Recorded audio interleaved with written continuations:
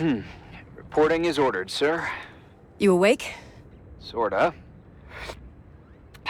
You forget your coffee? For once, I don't need it.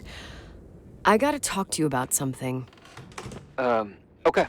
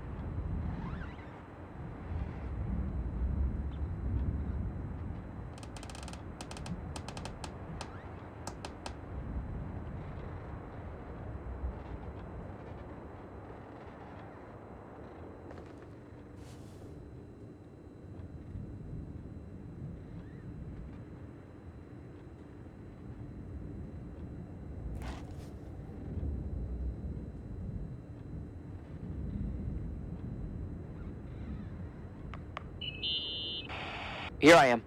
You didn't tell me you knew Leonard. I thought we'd been through that.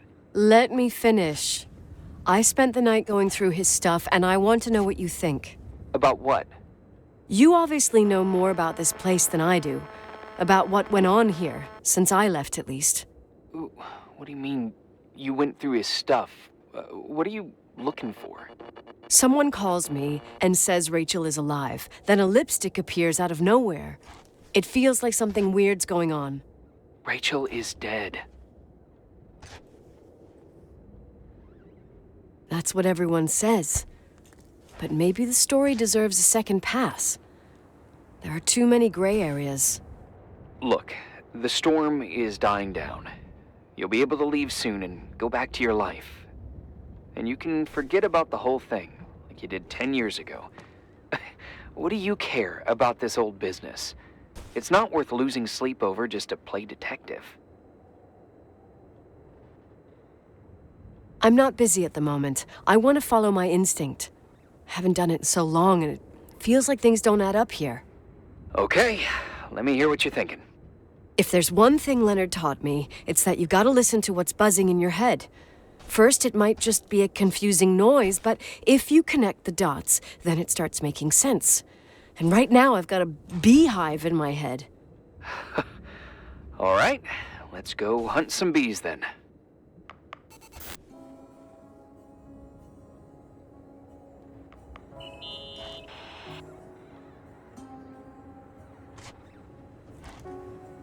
Hey, I found a book in Leonard's things. It's a collection of poetry, but it's got notes written in it. Did your father write them? What do they say? Dates, notes, thoughts. Listen to this. Today I saw Rachel. Or Rachel is sad. Or Rachel says she feels alone. He kept a diary about her. But the book was printed 8 years after Rachel's death. Do you mean it's like he was talking with Rachel after she died? As if he saw her. Well, I mean, there must be an explanation. Of course, there's an explanation for everything, and we've got to find it.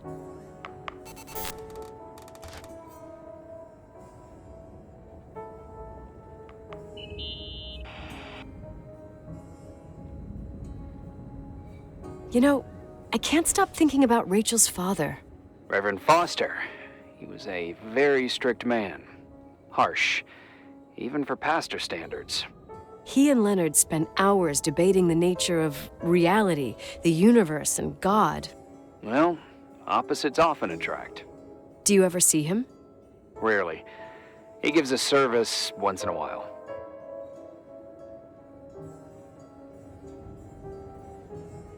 Back in the day, I thought he was a kind of reptilian with a human skin suit. His daughter's death destroyed his ego. His faith made him even more cynical and lonely than he already was. I can remember him demanding total perfection from Rachel. That was insane. You don't think he could have harmed his daughter? Hey, no. But even Reverend Foster is a player we shouldn't underestimate in this story. Just saying. Right.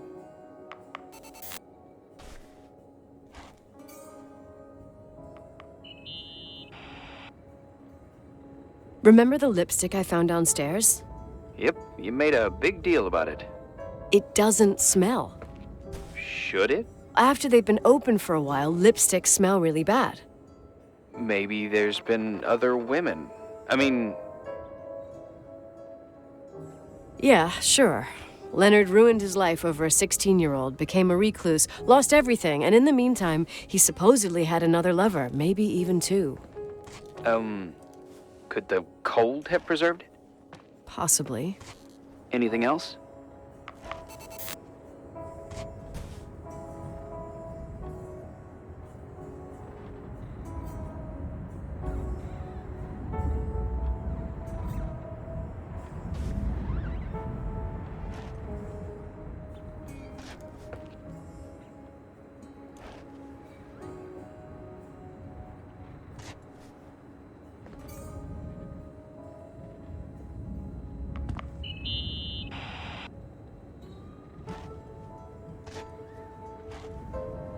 In this article from a couple years back, there's a statement by some girl who affirms she saw Rachel in a hallway at the Timberline. Who's this girl? A classmate, Glenda Ferguson. I tore out the page. I think the magazine was MT Woman.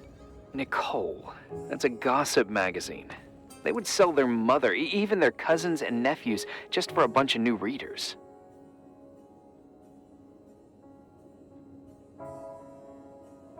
But she was a classmate. She couldn't have been wrong. Rachel fell 90 feet into a void. She can't be alive. I thought I was the skeptical one here.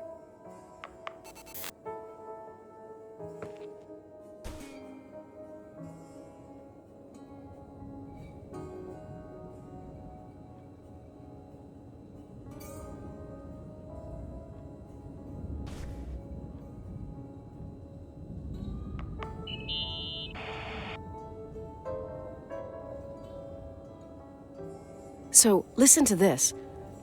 Graphologists doubt the authenticity of the suicide note left by the girl. Who said that? An investigative journalist. The article came out a year after her death. You think it's a setup? Perhaps. Okay, I'll hear you out.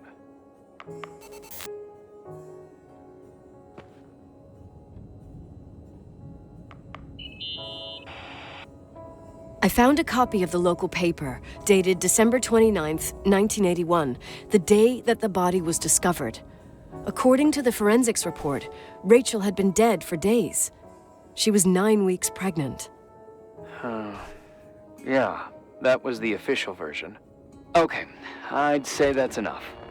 Yeah, that's enough for tonight. Today, or what the hell time is it? You think there's a lot to dig up in this old story?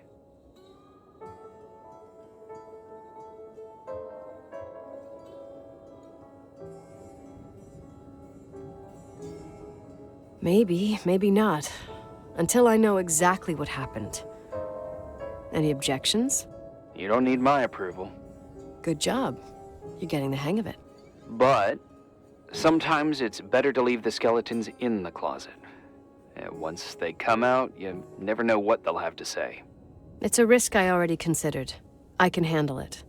Hard-headed like your father. Trust me, At least on this one thing.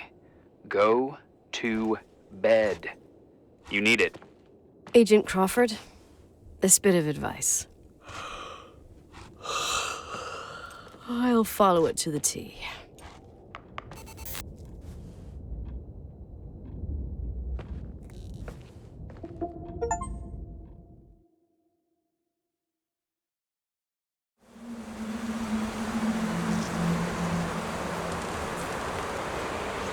Hey, cutie pie.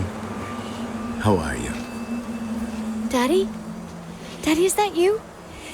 Where are you? I can't see you. You came back in the end. It's like the inescapability of a celestial body's revolution. We can't help but follow certain stars' brightness, even if those stars have died millions of years ago. Is it you? For real? Are you real? Their light is alive, and it reaches us. And those stars are alive and dead at the same time. What are you trying to say? I don't understand. I can't see you, Daddy. Listen, sweet pea. My sweetheart. Listen to my voice. It's important. I can't see you. Where are you? Where are you? You know how much I love you. I know, Daddy. I've always known it. I love you too. Say it again, please. I love you. I love you. I love you. I love you. Rachel, Rachel, Rachel, Rachel, Rachel, Rachel, Rachel, Rachel, Rachel.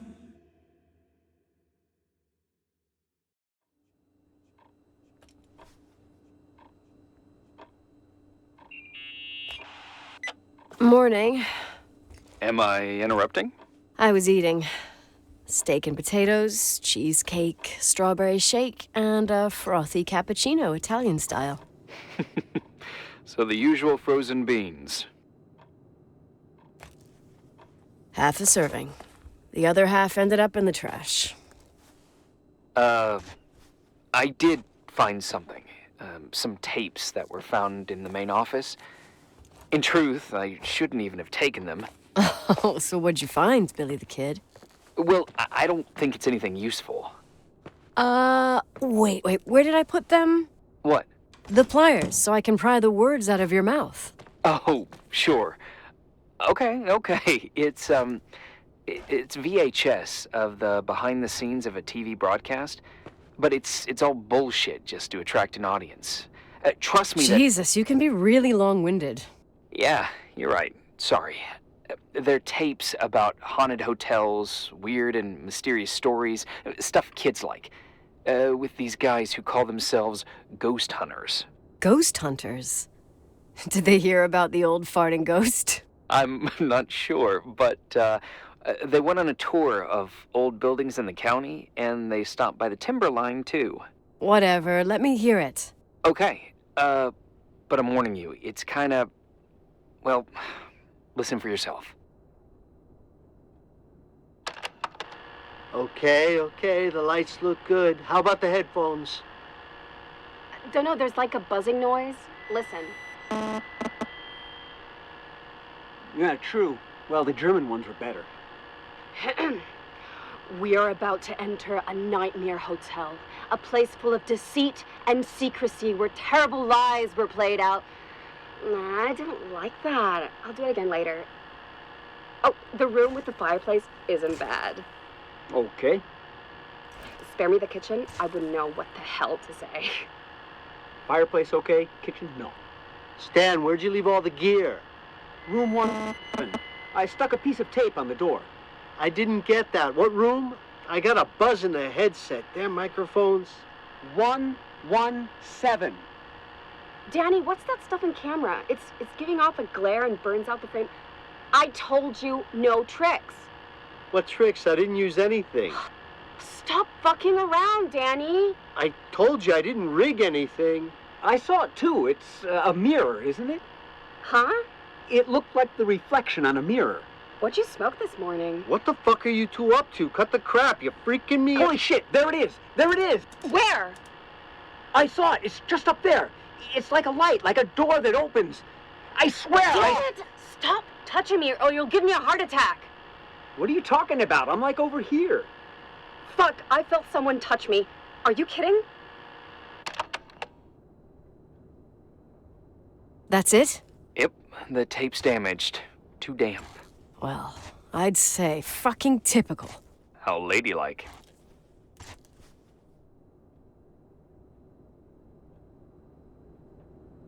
What happened in the end with the TV show? Never aired. Some say they ran off, ditching everything there. Yeah, but they mention a room on the tape. I'd like to take a look. It's, 117, I think. 117, yeah. Same floor as my apartment.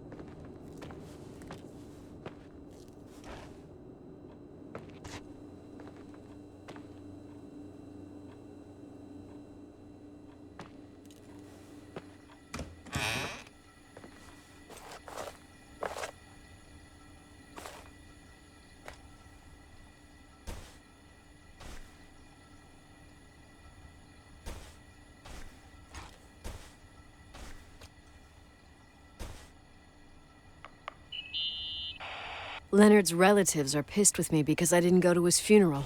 Well, everyone reacts differently to pain, I guess. Shit. What had become of you, Leonard? This place is a drugstore. For what it's worth, he always seemed clear-headed to me. And sad. Well, Irving, honey, maybe now we know why he thought he was talking to Rachel.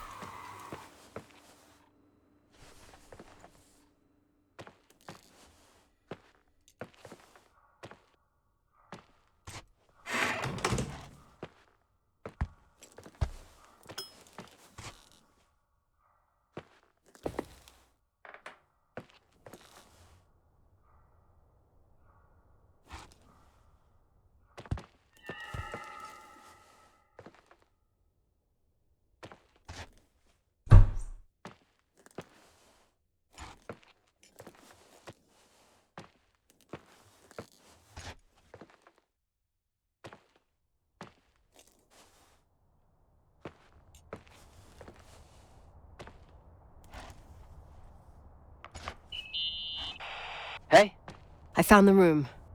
but Someone barricaded it with an L bracket. do what they do in movies. Bust through the door with your shoulder. Real funny. I need a screwdriver. I think I saw one around somewhere, but I don't remember where. Probably in the basement. Seems to me I've seen one in the garage. Or was it the generator room? I'll let you know.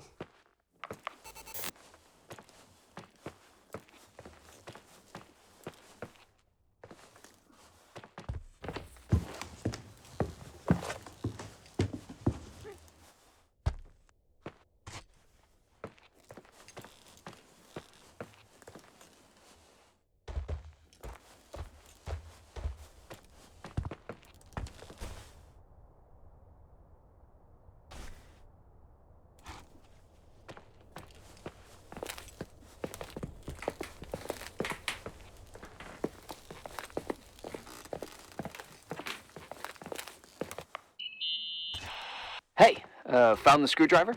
No.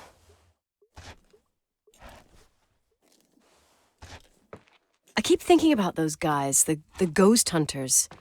You sure it was an act? It sounded so natural. Awesome actors, I'll give them that. I can't stand the idea that my family problems might end up on cable or some tourist guide. Fortunately, it seems that won't happen. They hightailed it out of there. God only knows why. Don't tell me you believe in ghosts or some bullshit like that. Well, I'm not superstitious, but if someone believes that a black cat is bad luck, then you also have to believe that something else is good luck. Huh? What are you talking about? Prayer, for example. You're saying prayer brings good luck? I doubt Reverend Foster would agree. A screwdriver. I'm out of here.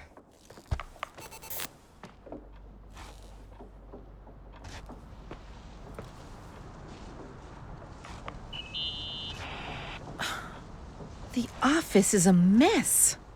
Well, I don't think running a hotel is easy. At the time, my mother took care of all that. I see. You graduated college? Yeah, went to Pacific. Why? You majored in... Business. Ever think about helping? Who? Leonard. He wasn't even interested in keeping in touch. Why should I have helped him? My mistake. Sorry.